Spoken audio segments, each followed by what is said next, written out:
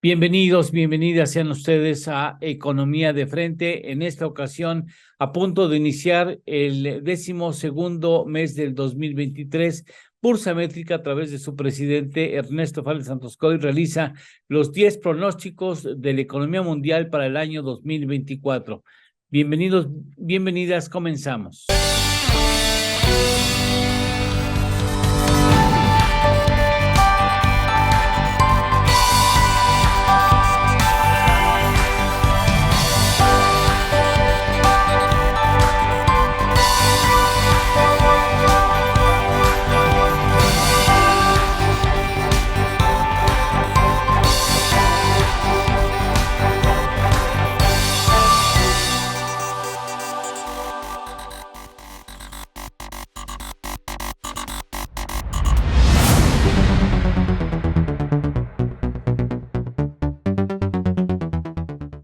Entramos al mes de diciembre del 2023, el último mes del año, demanda del ejercicio del pronóstico. ¿Y quién mejor para realizar los pronósticos internacionales, en este caso para el 2024, que Ernesto Félix Santoscoy? Ernesto, bienvenido como siempre aquí en Economía de Frente. Gracias. ¿Qué tal, Eduardo? ¿Qué tal, amigos? Bueno, pues ¿cuáles son los pronósticos que tienes articulados para el público de Economía de Frente? Cada año hacemos en Bursa Métrica un ejercicio prospectivo, ¿no? Y empezamos siempre hablando de qué dicen los horóscopos, ¿no?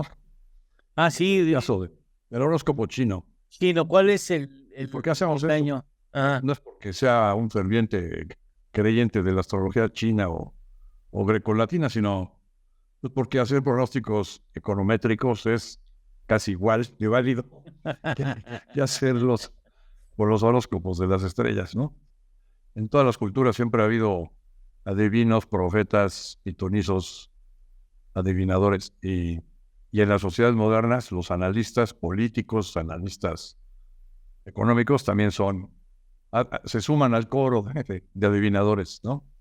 Entonces, bueno, haciendo esta reflexión, fíjate que el horóscopo chino dice que el 10 de febrero arranca su nuevo año China, y que el año entrante va a ser el año, llaman, del dragón madera. Tienen un ciclo de 12 años, ¿no? Entonces le corresponde al dragón madera. Y esta combinación de elementos, el dragón y la madera, en pocas palabras, hace prever que el año entrante va a ser un año de grandes transformaciones, por lo tanto, de grandes oportunidades y sorpresas, ¿no? Bueno, pues eso dicen los chinos. Ahora, ¿qué decimos en Bursa Métrica? En cuanto a la economía mundial, nosotros estamos pensando que, en términos generales, se ve una ligera desaceleración, y esa desaceleración viene principalmente como producto de que se ha estado encareciendo el dinero. Los bancos centrales en todo el mundo han estado subiendo tasas de interés, y con un efecto retardado, pues veremos digamos, esos impactos en la actividad económica de todo el mundo. No es el único elemento que te lleva a eso. La verdad es que también hay elementos encontrados, y ahorita los platicamos, ¿no? Y hay otros elementos adicionales que también generan menor actividad económica, ¿no? El que persista la guerra de Rusia contra Ucrania, o pues la guerra comercial creciente de China y Estados Unidos. Esas cuestiones, bueno, la restricción de la oferta del OPEP, todas esas cuestiones también influyen de manera importante en la actividad económica para el futuro, ¿no? Pero por lo que respecta a la actividad mundial, nuestro pronóstico es que el PIB mundial pudiera estar creciendo 2.6% el año entrante, contra un 3% de crecimiento este año. Pues ahí se ve una menor actividad económica, ¿no? Puede ser 2.7, 2.6 el año entrante contra un 3%. Es una ligera desaceleración del PIB mundial. Segundo pronóstico, tenemos 10, vamos a hablar hoy de los 10 principales pronósticos para la economía mundial. Segundo pronóstico es de la inflación global. ¿Qué es lo que vemos en la inflación global? Hay muchísimos elementos que intervienen en esta. hasta el cambio climático, ¿no? Lo de Rusia y Ucrania, lo del petróleo, las políticas fiscales que hay en algunos países que son sumamente expansivas y que generan nuevas presiones inflacionarias. Sí. Pero en inflación, lo que estamos previendo es que la inflación, quitando los elementos volátiles, que son gasolinas y precios de los alimentos perecederos, pudiera estar bajando ligeramente hacia un nivel parecido al que vemos en la actividad económica, 2.6, 2.7. Pero todavía se consideraría una inflación alta en relación a como estuvo en años anteriores. Y esto dificultaría que los bancos centrales pudieran empezar a bajar tasas de interés pronto, ¿no? Esto es lo que vemos en cuanto a inflación. Nuestro tercer pronóstico es en particular para la economía de Estados Unidos, que es lo que estamos viendo. Este año Estados Unidos puede estar creciendo al 2.5, 2.7, 2023. Para el año entrante vemos un crecimiento del 2.2. Es importante resaltar que ese crecimiento implica que no estamos viendo una recesión, cuando por el nivel de las tasas de interés que ya se han alcanzado al 5.50, o que pudiera seguir subiendo, ahorita hablaremos de la política monetaria, podríamos prever una recesión el año entrante en Estados Unidos, pero, como te decía, pues hay elementos encontrados. Si tienes la política fiscal súper expansiva que está aplicando el presidente Biden, generando un déficit fiscal este año que puede estar arriba del 7% sobre el PIB, y ese tremendo gasto pues va a generar un crecimiento artificial, ¿no? Sí. Y entonces por eso la economía no llegará a una recesión. Para muchos, lo que se está dando es que la gran mayoría de los analistas piensan que ya ese es un aterrizaje suave. Hay otros que ven un poco más abajo el crecimiento, abajo del 2. Y creen que hasta ahí llegó el efecto de la política monetaria, que llaman un aterrizaje suave y que no va a haber más cosas. Nosotros vemos un poquito más allá, y en el año 25 las cosas no están nada fáciles, porque pues, no puede ser que estés generándole un déficit fiscal que implica mayor endeudamiento de 5 o 7% del PIB, y así está programado hoy para los siguientes años. Se llegaría a un nivel en poco tiempo de deuda sobre PIB de 150% sobre PIB. La economía más importante del mundo y además pues la dueña del dólar, ¿no? Y el patrón monetario en el que estamos viviendo pues, es el patrón del dólar. Entonces, pues es realmente inconcebible que pueda seguir con ese nivel de déficit fiscal. ¿Por qué está tan alto el déficit? Pues porque hay que recordar que el presidente Trump bajó agresivamente los impuestos, ¿no? Pues ahora, ¿qué pasaría si llega el presidente Trump en el 25? Bueno, pues probablemente se va a hacer pato y hasta donde aguante. Hasta donde aguante. ¿Aguantará mucho tiempo? Bueno, son los dueños del dólar. No, se pueden aguantar mucho. Puede darse lujo. Sí. Pero el riesgo es que de repente el mundo ya no creyera en el dólar, ¿no? Porque no hay otra alternativa, ¿eh? No hay otra. El yuan está lejos de ser la alternativa, muy lejos. Y pues así como el yuan no es, el euro tampoco. No tienen la profundidad. En el caso del euro, ni siquiera es un sistema en el que están integrados monetariamente los países, pero no están integrados fiscalmente. Entonces eso trae una serie de complicaciones. Entonces no hay alternativa. Si no llegara a ganar el señor Trump, pues de inmediato tienen que hacer un ajuste fiscal más fuerte, ¿no? Y entonces el escenario de una recesión por el ajuste fiscal se asomaría de inmediato, ¿no? Bueno, entonces para la economía de Estados Unidos estamos pensando en un crecimiento del 2.2, que implica una desaceleración, pero no implica recesión por lo pronto en el 2020. En 2025 las cosas pueden estar más complicadas por el efecto de la política monetaria. Bien. El cuarto pronóstico para la economía de la zona euro. No es casi tan grande como la economía de Estados Unidos, la economía del euro, prácticamente del mismo tamaño. Ellos sí han pasado por un escenario cuasi recesivo. Algunos de los países, la principal potencia, Alemania, sí ha estado en recesión. Pues prevemos que el año entrante Alemania pueda salir ligeramente de la recesión, que Francia acelere ligeramente su crecimiento y que el conjunto de la zona euro pudiera tener un crecimiento entre el 1 hasta el 1.2%, que implica que todavía siguen como en una circunstancia cuasi recesiva. Un crecimiento todavía muy, muy débil. Eso lo estamos previendo para la zona euro. Entonces, en este caso es una muy ligera aceleración, pero todavía con un nivel de actividad económica sumamente débil. ¿Y por qué no puede crecer más? Pues porque están endeudadísimos todos los países. No pueden aplicar una política monetaria, una política fiscal expansiva, no la pueden aplicar. Están todos sobreendeudados todos. Tampoco pueden subir más los impuestos, ¿no? Más bien tendrían que bajarlos. Están altísimos los impuestos y ves que tienen una carga social estos países muy fuerte, ¿no? Con el welfare.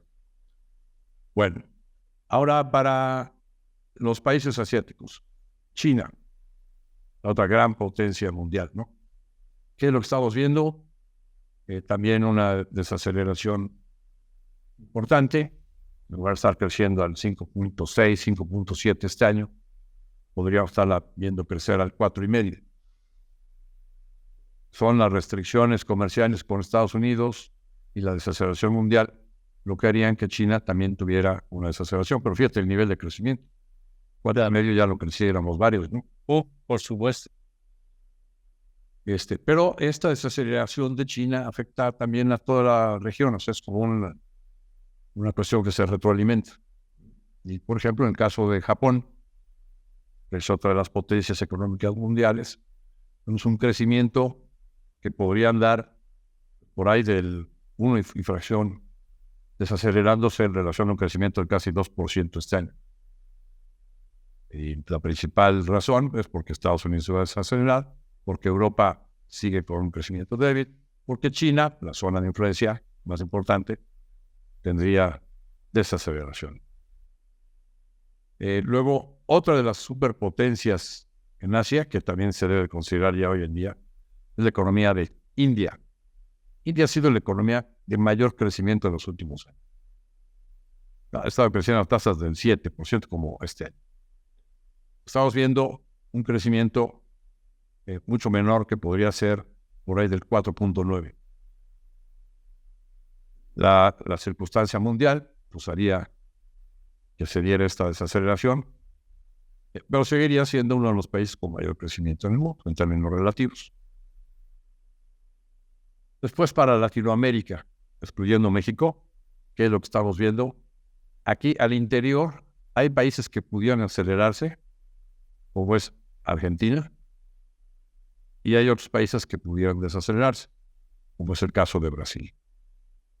Porque Brasil tiene mucho comercio con China y con Europa. Entonces, el caso de Argentina, con la llegada de Milei y la apertura que se esperaría en la economía, pudiera haber más inversiones y un rebote de su actividad económica que ha estado en super recesión para tener cierto crecimiento, ¿no? Entonces, lo que vemos es que todo el conjunto de Latinoamérica pudiera tener un crecimiento desacelerado, 1.5% contra el 2.1% que podría lograrse este año. ¿Cuánto? ¿1.5? 1.5, ¿no? En lugar de un 2.1 de este. Sí, perfecto. ¿México? Ahora, todavía no, México hablamos la semana entrante. Perfecto. Bien. En cuanto a la política monetaria, ¿qué es lo que vemos? Estados Unidos sí está cerca de llegar a su ciclo alcista, al fin del ciclo alcista de tasas. Nosotros creemos que todavía las cifras de inflación no están totalmente amarradas, que pudiéramos ver alguna sorpresa de inflación alcista en el mes de diciembre o a finales del año, a principios del año entrante, y que la Reserva Federal tuviera que incrementar otra vez su tasa. Hay otros analistas que piensan que no, que ya el 5.5 es la tasa terminal que se llama, ¿no? Bueno, de ahí a que bajen las tasas, sí empezó a haber algunos analistas directivos de bancos americanos que están pensando que sí va a haber desde el primer semestre alguna baja, pero la gran mayoría lo ven muy difícil. Y con la super expansiva política fiscal del presidente Biden, la verdad es que se ve poco probable. Pero quizás hacia finales del año sí pudiera empezar la Reserva Federal a bajar la tasa de interés, si es que se percibe la necesidad de un ajuste fiscal y una mucho menor actividad económica en el 2025, cuando ya no estaría presente la política fiscal súper expansiva. Sí. En el caso del Banco Central del Euro, ya llegó su tasa al 4,5. Pensamos que pudiera ser necesario todavía incrementar su tasa si la inflación sigue presentando problemas. Sí. Aunque pues también vemos que está cerca de su tasa terminal, ¿no? De su fin del ciclo alcista de tasas. También, de ahí a que veamos baja en la tasa, pues a lo mejor si se arregla el problema de Rusia y Ucrania, habría que considerar también que no pase a mayores el problema de Israel y Hamas, ¿no? Tenemos la cuestión del petróleo, ¿no? Donde ha habido una restricción fuerte por parte de la OPEP Plus, causada por Arabia Saudita, en la producción de petróleo para que el precio se mantenga alto. Eso influye también en la inflación, ¿no? Pero si de repente cambiara Arabia y pusiera a producir más petróleo, a tirar el precio, como ya lo he hecho en otras ocasiones, cuando entra a una fase de guerra de precios contra todos los demás, pues entonces eso favorecería para que la inflación baje. Por lo tanto, también que los bancos centrales puedan empezar a bajar tasas de interés. Sí. Y bueno, pues la última proyección, ¿qué es lo que vemos para los mercados? Con todas estas circunstancias, lo que vemos es que probablemente los mercados financieros, que es divisas, mercado de acciones, mercado de bonos, criptomonedas, pudieran mantener cierta tendencia alcista y fortaleza de dólar en la primera mitad del año. Pero, en la medida que se den cifras de crecimiento buenas en Estados Unidos. Pero hacia finales del año, con la posibilidad de un ajuste fiscal, con la posibilidad de que sí se venga abajo la actividad económica ante la ausencia de una política fiscal expansiva, pudiera ser que empezáramos a ver un dólar que se debilita contra todas las monedas, se adelantaría también a las expectativas de bajas de tasas de interés. Podrías ver un mercado de bonos fuerte, pero un mercado accionario con expectativa de menor actividad económica a la baja. Eso es básicamente lo que vemos en la economía mundial para el año 24. Bien. Más en un escenario de claroscuros más oscuros que claros. Sí. O sea, es un escenario general de desaceleración económica. O sea, no vemos, o sea, muy difícil que tuviéramos actividad económica fuerte. No. A pesar de los gastos fiscales altos, no lo vemos. Porque sí ya el nivel de tasas es muy alto. Y por otro lado, en general, no, sí seguimos viendo posibilidad de que la inflación siga dando lata, ¿no? Entonces esto hace más difícil las cosas. Dime, ¿crees la posibilidad de que estalle la crisis de deuda? Se habla de que la deuda, y sobre todo de naciones desarrolladas, está muy gruesa, está muy alta y que ya es una situación insostenible. Se habla de muchos trillones de dólares americanos en la deuda mundial insostenible, ya comenzando por el propio Estados Unidos. Sí. Digamos, ese escenario de que reviente el mundo por la deuda global es un escenario que ha estado presente siempre. Lo increíble es que sigue aumentando el endeudamiento de todo el mundo y no pasa nada, ¿no? Antes no teníamos estas políticas monetarias extremas con las que se ha contado a partir de la crisis hipotecaria del 2008-2009 y que se volvieron a aplicar en la pandemia, ¿no? Donde han creado cantidades de dinero impresionantes y esas cantidades de dinero han tenido que ser creadas por los gastos fiscales tan altos, que que pusieron las economías para compensar la crisis hipotecaria y luego lo de la pandemia. Entonces, por eso están tan endeudados. Y siguen endeudándose y ahora con la circunstancia de que las tasas están altas. Porque pues antes no les afectaba mucho endeudarse más si las tasas estaban en cero o en negativos, ¿no? Pero ya con estas tasas de 4,5 en Europa, 5,5 en Estados Unidos, pues sí les pega a todo el mundo. El problema es en los gobiernos de los estados ricos. No es en las familias y tampoco es una crisis preocupante del lado de las empresas. No hay un sobreendeudamiento preocupante en las empresas. Es en los gobiernos de los estados. Y bueno, pues la verdad es que pueden seguir así. Por más que se advierta que ya la situación es insostenible, pues así está hecho el mundo. Para que siga habiendo más y más crédito en el mundo. Así funciona esto. Listo. O sea, no pienses que estallaría la burbuja o como algunos pronostican de que el dólar será desplazado por las criptomonedas, en fin. Tampoco las criptomonedas las veo que pudieran llegar a tomar el papel del dólar. No, fíjate, o sea, ¿qué respalda el dólar? La maquinaria económica de Estados Unidos, que es la maquinaria económica más importante del mundo. En todo sentido, ¿no? Eso es lo que respalda el dólar. ¿Qué respalda las criptomonedas? Nada, es puro aire. Sí. Puro aire. No es que tienen un sistema muy sofisticado para que no se crean así algo loco. Oye, ni siquiera hay un banco central de última instancia Que responda, sí. Así es, ni estamos integrados fiscalmente todos los países para adoptar esa moneda. Es una falacia. No obstante, los bancos centrales están comenzando a considerar la emisión de monedas digitales, pero dominados por las monetarias, sí. Monedas nacionales digitales, que es diferente, ¿no? Un dólar digital, pero dólar americano, respaldado por el Tesoro y la maquinaria económica. No el Bitcoin, que pues es una creación, digamos,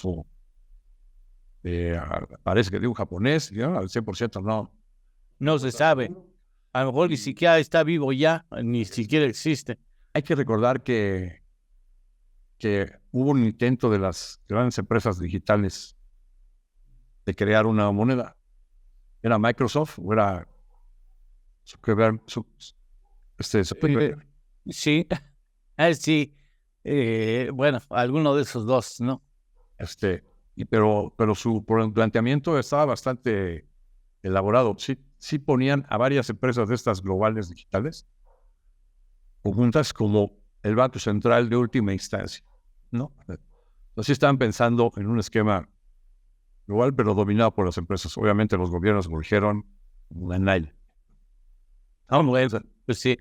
Entonces ya por lo menos van a perder esa prerrogativa, ¿no? Claro, entonces bueno, ahí tenemos ese escenario.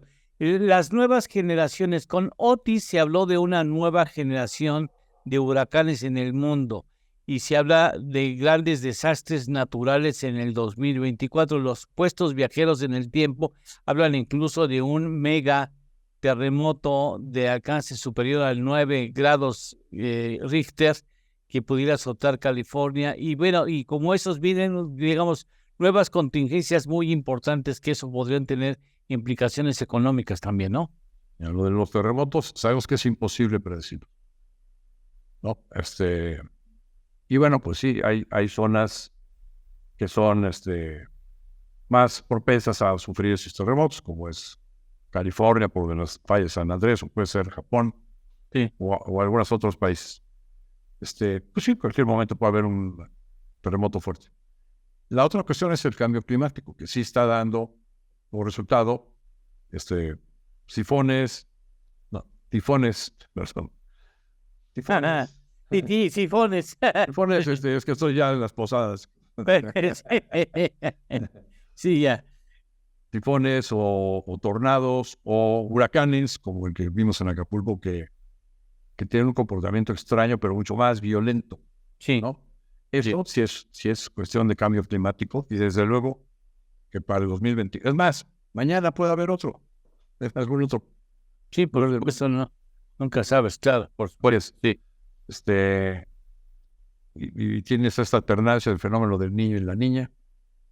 Pues ha habido sequía y ahora probablemente sí, el año entrante y los que siguen sean del otro extremo, ¿no? De muchísima más lluvia. Y veamos estos huracanes con bien, impactos dañinos como pocas veces los hemos visto, como sucedió desafortunadamente en Acapulco. Y eso es parte de los elementos también que implican presión inflacionaria del lado de los alimentos. Bueno, en el próximo programa, ¿de qué vamos a expresar los pronósticos de Bursamétrica? ¿En qué sentido? ¿De México? Los 10 principales pronósticos para la economía de México. Y después vendrán las gustadas secciones de los cisnes blancos y los cisnes negros. Así es, ¿cuáles serían las posibles sorpresas positivas o negativas? Bueno, tú tuviste algunas sorpresas negativas acertadas, en el 2023. No, fíjate que fue en el 22. Sí, nuestro cisne negro número 1 era una invasión de Rusia a Ucrania. O sea, a finales del 22 para el 23. No, y también, si no me acuerdo, pronosticaste una pandemia, ¿no? Para el 2020. Hiciste un pronóstico que podría azotar un virus que azotara a la humanidad. Sí. En el 2019, finales de 2019, y bueno, finalmente acabó siendo la pandemia. Pero nunca la imaginamos tanto. Y aunque se había pronosticado en los cisnes negros la invasión de Rusia con Ucrania, cuando empezó la invasión, sí, en los programas, en tu propio programa, yo decía, no se va a atrever este señor Putin a hacer una invasión de todo el territorio. No, nada más va a querer agarrar la parte de Ucrania para tener la conexión directa al Mar Muerto. O sea, aunque yo lo había pronosticado, al momento de ver que se venía, ya con hechos, no lo podía creer. Bueno. Siempre la realidad rebasa. Sí, la imaginación. Exactamente. Muchas gracias, Ernesto Fábrez Santoscoy. Gracias a ustedes. En la próxima semana, los 10 pronósticos para México, para la economía mexicana. Ernesto Fábrez Santoscoy, director general de Bursamétrica. Muchas gracias, Ernesto. Hasta la próxima. Gracias a ustedes, que estén bien. Y gracias a ustedes por su atención y preferencia. Hasta la próxima semana en Economía de Frente.